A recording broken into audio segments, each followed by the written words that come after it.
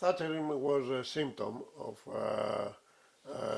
the trends that were already there and not a cause, in the sense that you could find the trends for Thatcherism even before Thatcher, that is much earlier, because it was the globalization, the neoliberal globalization as we can call it, that began at about the mid-60s, early 70s, that set the trends.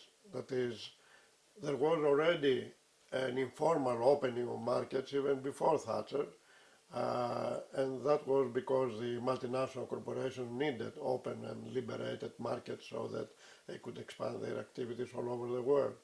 So that's why there was an informal kind of opening of markets even before Thatcher and Reagan.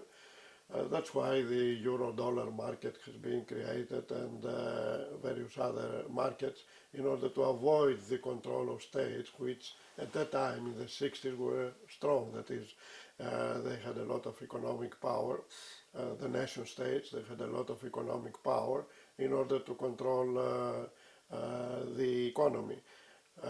So this was against the rising trend of globalization, in the sense that multinational corporations needed as much as possible open and liberated markets so that capital could move from area to area, so that they could use the cheapest labor available anywhere in the world, and so on. And at the same time, there was also an ideological pre-Thatcherite movement.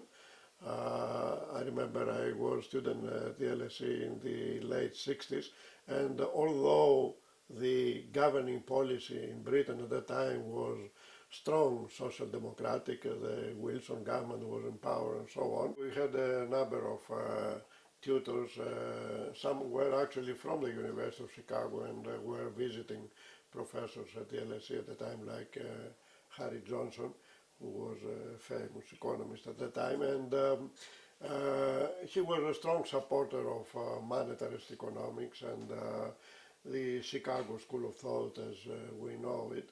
And there were several others as well who were supporting similar views, that is, that we have to move from a situation where the state controls the economy through the controlling of aggregate demand and controlling the level of income and employment, towards a situation where the market would take over, would be the main actor, if you like, in economic activity, and the state just playing a supportive role to the market.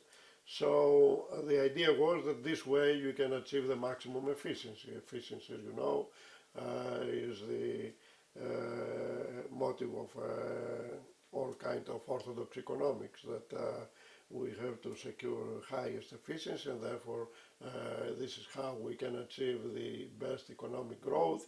And to achieve all these goodies, the idea was that we have to minimize the role of the state and maximize the role of the market, the role of private initiative as against the state. And at the same time, as regards social movements, after the defeat of the left in the after May '68, there was an upsurge of industrial activity, especially in Britain in the early '70s, but also in Italy, in France, and so on. But still, I would say these were the last outbursts, if you like, of the trade union movement. And since then, although there were many strikes even during the Callaghan years, just before the rise of Thatcherism, the trade union movement was also in decline, although this was not very evident at the moment.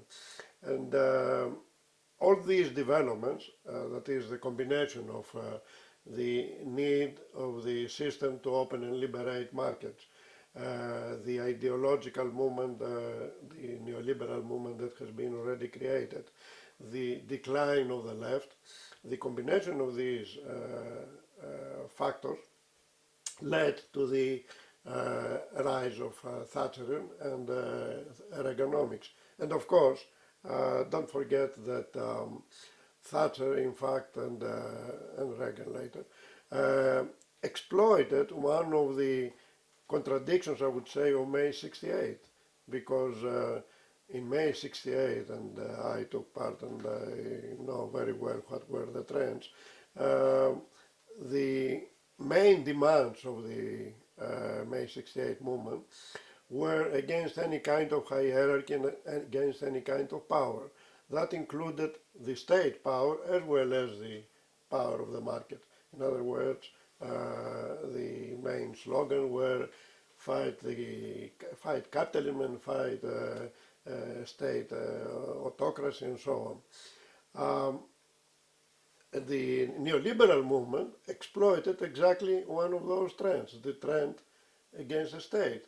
And of course, didn't say a word about market because the market was the main force that they wanted to expand. And therefore, even from the left's point of view, we can see that how the neoliberals have exploited the trends, even within the left, to attack the state and create the neoliberal kind of economy that we see today.